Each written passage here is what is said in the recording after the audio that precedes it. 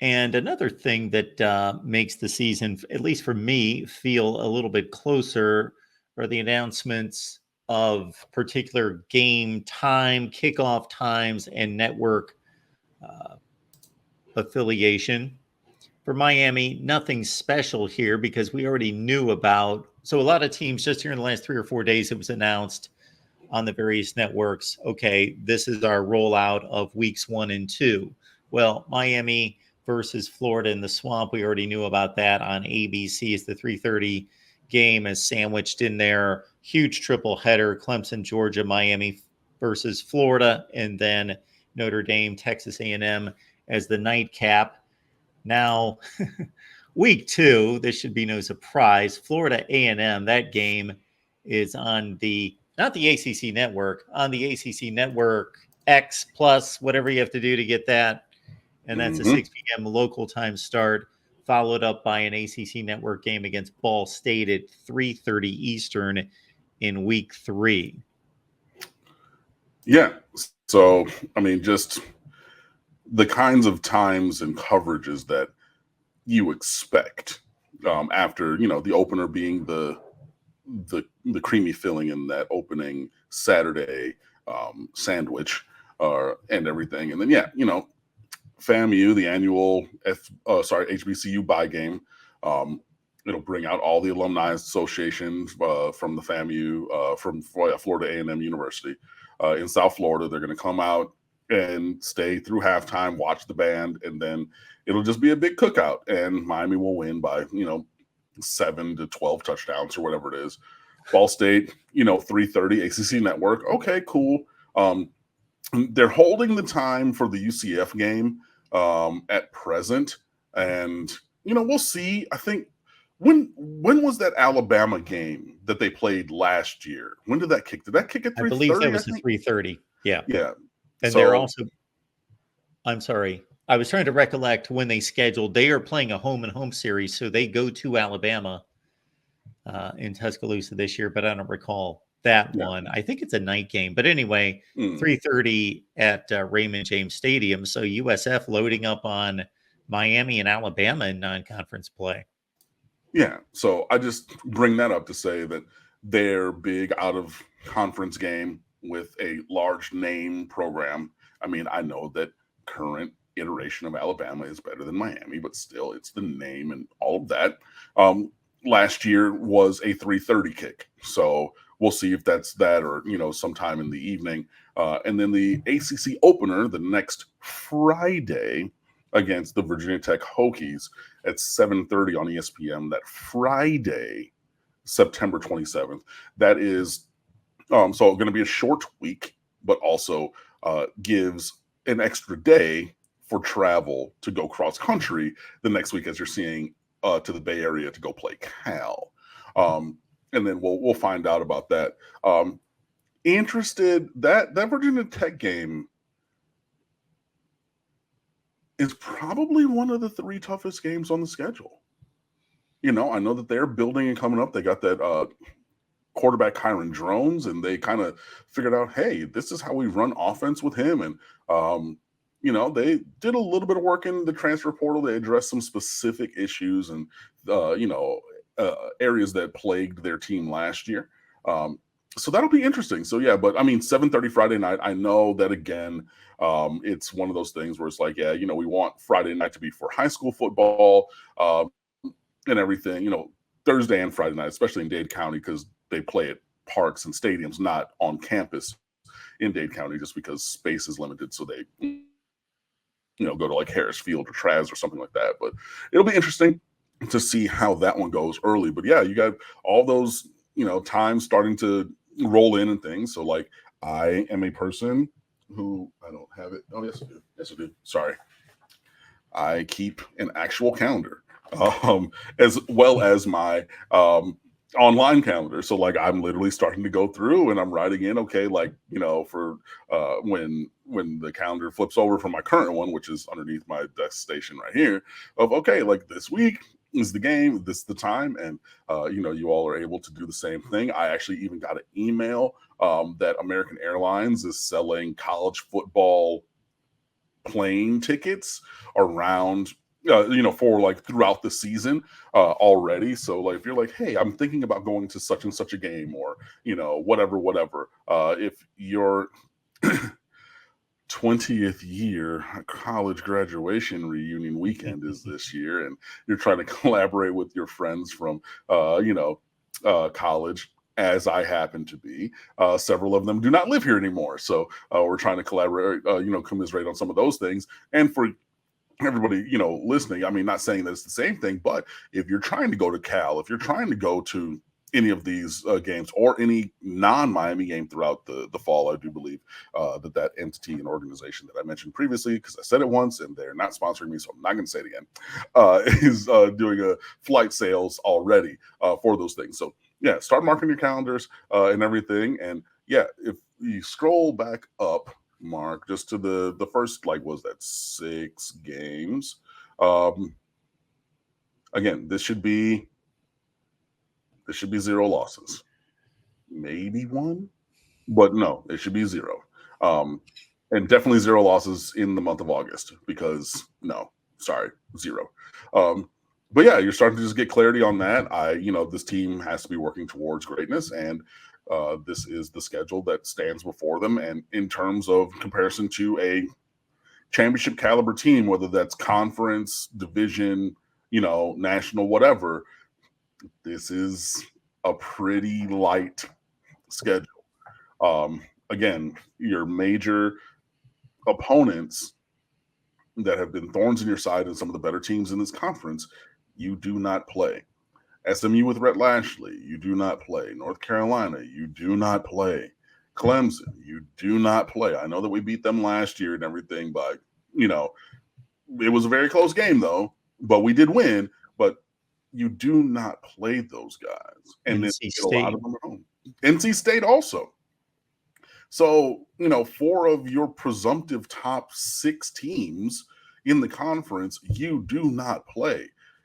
Again, the path is laid bare. It is incumbent upon this team to do what needs to be done and go out there and win games. I do not know how many more times I can say it. So the team should be 4-0 entering this ACC opener against Virginia Tech. A lot of people don't like the Friday night games, but me as a college football connoisseur, just wanting to know, just to enjoy the games, gather information, gather insight, all of that. I love the Friday games with significant teams on the field, not the standard Memphis Navy games that you see most of the time on Friday nights, because that allows me to just watch a football game without there being 15 football games on at the same time that I'm trying to monitor, and just being able to soak in Miami and Virginia Tech. That's the game. There might be one other decent game on at the same time, maybe. Yeah. So therefore I can focus. I like the Thursday and Friday games just because it allows me to isolate on those teams and learn a little bit more about them. Yeah, I mean, it is, you have the ability to kind of focus in with fewer games and everything. And I think that this is a good thing from the ACC, who was, never, not really ever done Miami many favors. But for the first 5 weeks of the season, we do not leave the state of Florida. We go up to Alachua County, we come back to Miami, we go over to Polk County, over in Tampa, and then come back. And then, we're in Miami Gardens. So we don't leave the state of Florida, but then you give us an early game by a day to facilitate a bi-coastal, like bi-coastal trip. Like, you're going from Miami to outside of San Francisco. Like, I have a great friend who's one of my friends who we're trying to coordinate this 20-year college reunion thing, named Mark. And Mark and his lovely wife got married, and they live out in California. He went to Stanford for some kind of engineering that doesn't make sense to me, and does artificial intelligence and all kinds of stuff that, like, I understand at a surface level, but he's probably one of the 3 smartest people that I know. But yeah, so I flew from Miami direct to SFO, bro. That is a long freaking flight. But the ACC said, hey, we know that you're going from all the way on the bottom all the way over there. So we're going to give you a game a day early to facilitate that travel on the next week's schedule to build that in. That's pretty awesome. And I know that we've had a bye week, or we have an extra week in this season. So every team gets 2 bye weeks.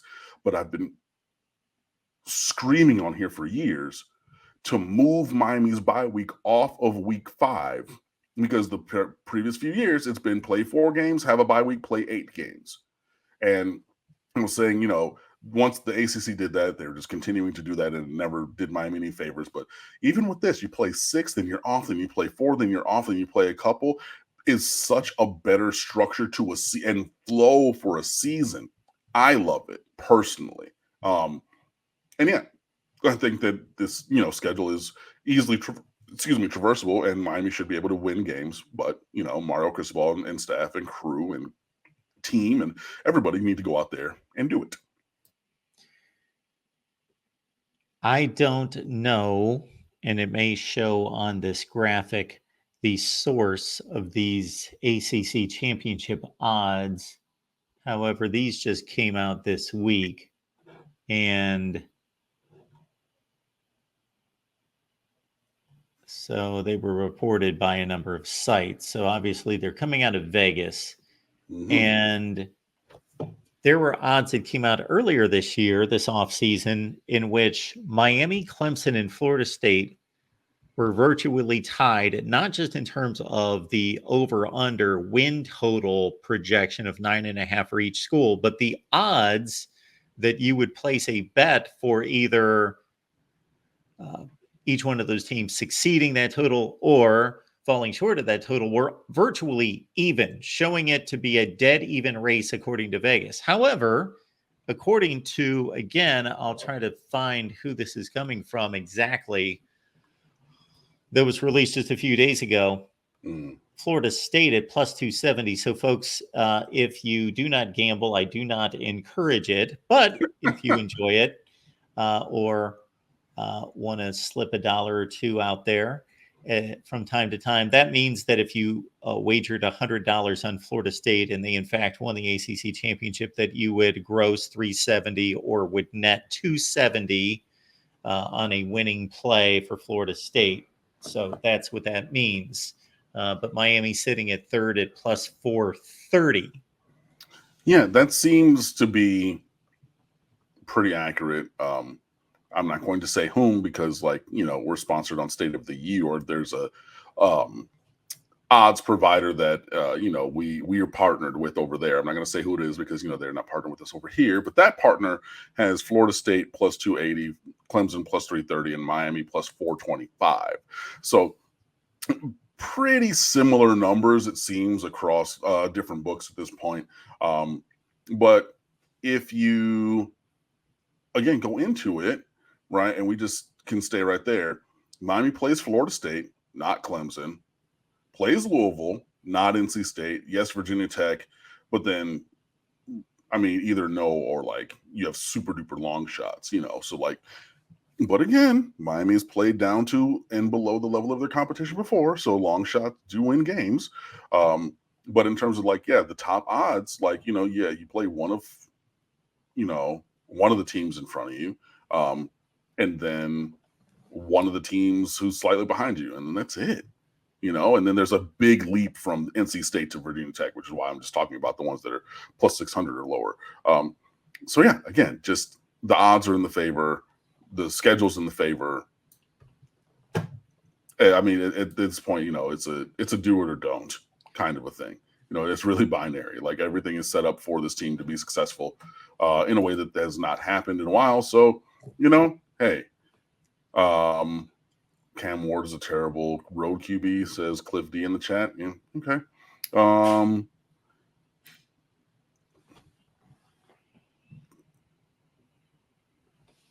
Mr. IGS in the chat, do you think UM's schedule can hurt them from getting into the playoffs? No, I don't think so.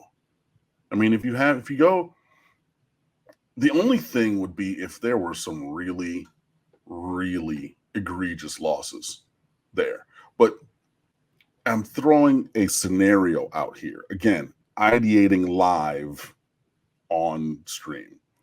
Miami goes 10-2, loses 2 games in conference, and those losses in conference are to, I mean, does it really matter? I mean, I guess it would have to matter. It would have to be like only one of those 2 losses would be against Florida State, Louisville, or Virginia Tech, which means you would lose Wake, Syracuse, Georgia Tech, Duke, Cal. You would have to lose one of those. If that were the scenario, or even better, if it was 9-3 and you lost to 2 of the, Virginia Tech, Florida State, Louisville teams, and a team that like you reasonably should have beaten from the low bottom part of this list, right? I know it's a revenge game, but just from these odds, let's say Miami loses to Duke at plus 13,000. So your 3 losses are Duke and then 2 of the 3 harder games on the schedule. If that were the case and Miami's 9-3 competing against other teams that are either 10-2 or 9-3 for like a spot 10 through 12, yeah, I think that could hurt. But like in general, if Miami has the achievement and the wins that I believe they should this season, no, I don't think that there's a negative effect, because if you win the games on your schedule, you win the games. My thought on that is that I've run the college football playoff rankings from the committee through the 10 years of the playoff era. And basically, if you are a 10-2 football team, you probably have out of the Power 5, a 80% chance of making the playoffs. If you were a 9-3 football team, then you have a slim chance of making the playoffs. That's basically the delineation. Now, where the committee's going to have to wrestle with a lot of decisions, if seasons play out the way they have, which there's no reason to believe that they won't going forward, is that a lot of 10-2 teams who have reached conference championship games were safely in that 12-team field before losing the conference championship game. And the conference championship game loss knocked them out of the top. Now, of course, the committee was dealing with a situation where just a ranking was a ranking, and just let's rank the teams after number 4. And there wasn't anything at stake between a team being number 11 and number 14. But going forward, there will be. So I don't know if they're going to take more care in thinking, really contemplating, Miami lost the ACC championship game, but it was a last-second field goal. And do we really penalize a team for losing to the, let's say, number 5 team in the country on a last-second field goal? Yeah, I mean, that's a great point. And there are, other layers to the onion now, especially when you're going into a 12-team kind of a playoff. But yeah, in general, I don't think that Miami's strength of schedule or lack thereof is going to hurt their pursuits for the playoff, unless again we continue to see them losing games that they shouldn't lose, but been the case for a while. So yeah, and again, it's about the performance and showing that you are worthy, or you are not a team that can be let me backtrack. I'm trying to explain this about 4 different ways, but we have seen, i.e. Ohio State in 2018, with clear playoff credentials. However, they were 12-1 Big Ten champions, but they showed that at their worst, they could lose to a bad football team. And so that egregious loss meant, see ya, you lose the tiebreaker. So you can't have any of those. Right. But also, I mean, the scenario changes because that was a 14 playoff and not 12. Sure. So in a 12, like, okay, yeah, now their ranking might be lower. And like, that's where I'm talking about, different layers to the onions and different things that will come into consideration, because you're going to be splitting hairs between what does my 10-2 look like and what does your 10-2 look like? Sure. You know what I mean? From Power 5 teams and things like that. So yeah, that's kind of where I stand with it. I do